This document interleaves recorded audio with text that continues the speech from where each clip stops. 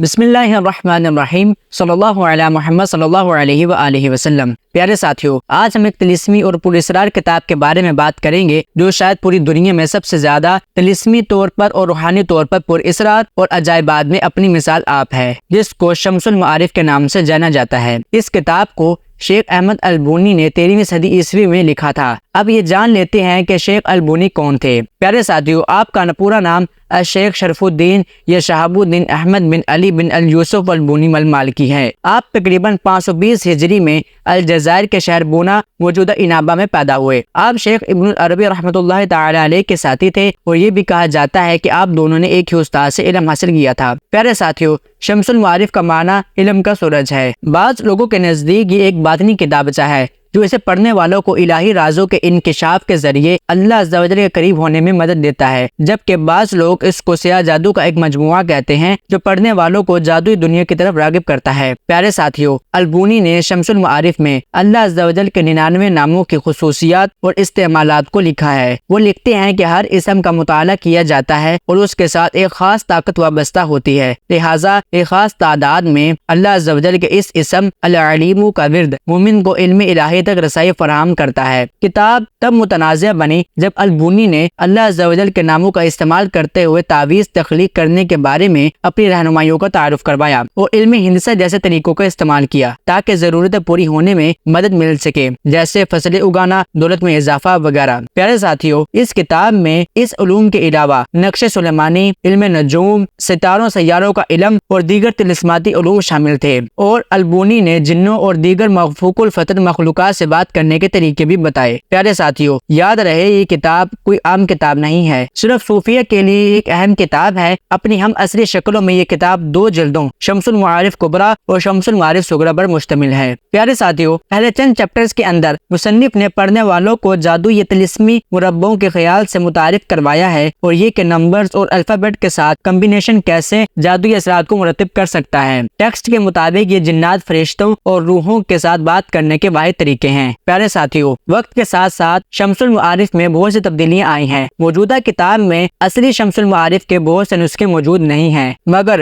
پھر بھی یہ کتاب اسوالیت کے طور پر اپنی مثال آپ ہے۔ پیارے ساتھیوں، 14ویں صدی تک ان کے ساتھی علماء یعنی ابن خلدون اور ابن تمیمہ نے البونی کو بدعتی قرار دیا تھا۔ انہوں نے اس کام کو جادو سحر کے طور پر بیان کیا۔ اس کا مطلب یہ نہیں ہے کہ ان کے حامی نہیں تھے، ان کی زندگی کے دوران بہت سے لوگ انہیں صوفی استاد مانا کرتے تھے۔ پیارے ساتھیوں، اصل میں یہ کتاب بہت سے علوم کا مجموعہ ہے، مگر یہ بات یاد رہے کہ یہ کتاب عام لوگوں کے پڑھنے کے لیے بالکل نہیں ہے۔ نیک صوفیہ اور علماء کے لیے یہ کتاب کسی خزانے سے بھی کم نہیں اور برے لوگوں کے لیے یہ جادوئی کتاب ہے۔ شمس المعارف ایک ایسے علوم کا خزانہ ہے جو صوفیہ کو الہی رازوں تک لے جاتا ہے۔ یہاں پر میں ایک بات عرض کرتا چلوں کہ جادو یا طلسم اور روحانیت 2 الگ الگ چیزیں ہیں۔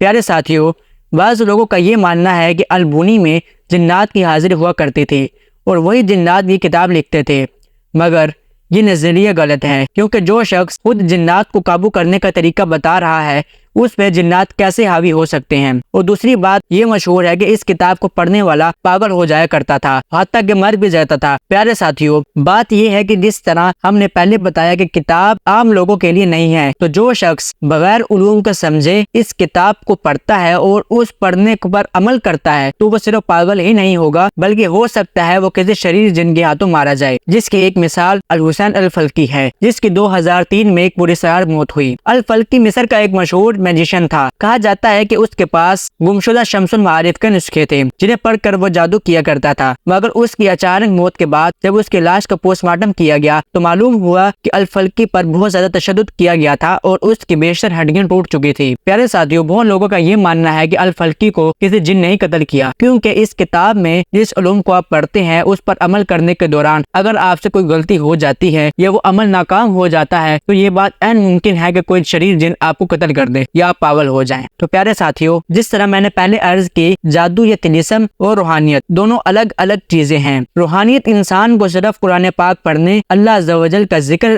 کرنے، درود شریف اور دیگر عبادات اور ریاضات سے ہی ملتی ہے، اور البونی نے شمس المعارف میں اللہ عز و جل کے 99 ناموں کو ہی استعمال کیا ہے۔ اگر کوئی شخص یہ چاہتا ہے کہ وہ روحانیت میں کامل ہو جائے تو سب سے پہلے اپنے قلوب یعنی دل کو گندگی، آلودگی، نفرت، بغض، کینہ، حسد، جلن، کمظرفی، دشمنی سے پاک کرنا ہوگا، ورنہ کوئی شخص اللہ عز و جل کے راز و در نہیں پہنچ سکتا۔ پیارے ساتھیو، شمس المعارف کو شیاطین یا جنات کی کتاب نہیں ہے، بلکہ اس کو البونی نے ہی لکھا تھا، اور یہ کہ اس کتاب کے انہوں نے کچھ قوانین بھی بتائے تھے۔ اس میں ایک قانون یہ تھا کہ اس کتاب کو صرف اچھے مقاصد کے لیے استعمال کیا جائے، اور جو لوگ اس کتاب میں طلسماتی علم کو یا طلسماتی علم کے طور پر استعمال کرتے ہیں، یا جادو یا سحر یا برے کاموں کے طور پر استعمال کرتے ہیں، پھر ان کا انجام بھی ویسا ہی ہوتا ہے۔ تو پیارے ساتھیو، دعا ہے اللہ پاک ہمیں اچھے عمل کرنے کی توفیق عطا فرمائے۔ انشاءاللہ نیکسٹ ویڈیو میں آپ سے ضرور ملاقات کریں گے، تب تک کے لیے السلام علیکم ورحمۃ اللہ وبرکاتہ۔